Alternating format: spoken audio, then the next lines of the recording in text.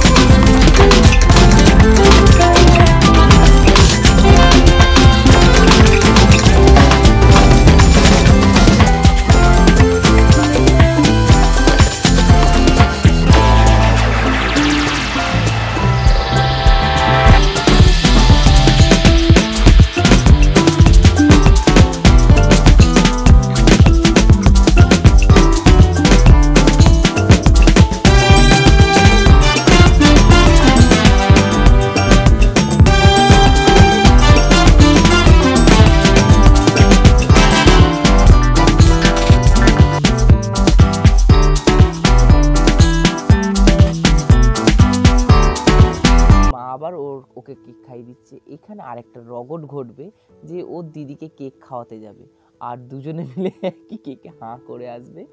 তো ওর দিদিকে ও কেক খাইয়ে দিল, ওইটাও ওর দিদি হয়, পাশের বাড়িতে থাকে আমাদের। আর তারপরেই ঘটে গেল সেই ঘটনা যেটা আমার জন্মদিনে আমার সঙ্গে ঘটেছিল। পুরো স্প্রে দিয়ে সবার মাথা, কানে, মুখে সাদা করে দিয়েছে, এমনকি ওর বাবার কানের ভিতর ঢুকিয়ে দিয়েছে। তো স্প্রেটা দিতে সবাই আরো বেশি আনন্দ করেছে। যাই হোক, খুব মজা করেছি আমরা। আর আমার দিদি যা পরিমাণে হাসছে, মনে হচ্ছে দাঁতগুলোর এক্ষুনি খুলে বেরিয়ে আসলো বলে। ইনি হলো আমার জায়েবুর অফিসটা, ওনারও গায়ে পুরো স্প্রে ভর্তি করে দিয়েছে। স্প্রে নিয়ে তো খেলা হয়ে গেল, কিন্তু খেলা কি শেষ হয়ে গেল? না না, পিকচার আবি বাকি হ্যাঁ মেরা দোস্ত। দেখেছো হাসছে কিরকম? স্প্রে নিয়ে খেলা হয়ে গেছে তো কি হয়েছে, এখনো তো বাকি আছে, কেক মাখামাখি বাকি আছে। সবাই কেক মাখবে।